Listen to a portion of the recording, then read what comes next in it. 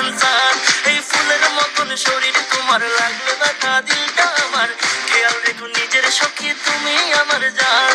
আমার নরম নরম পা ব্যথা সইতে পারি না, তুমি মলম দিয়া দাও গো বন্ধু মালিশ করিয়া।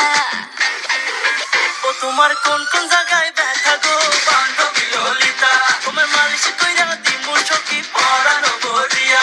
তোমার কোন কোন জায়গায় ব্যথা গো বান্ধবী ললিতা, তোমার মালিশ কইরা দিমু সখী পরানো ভরিয়া।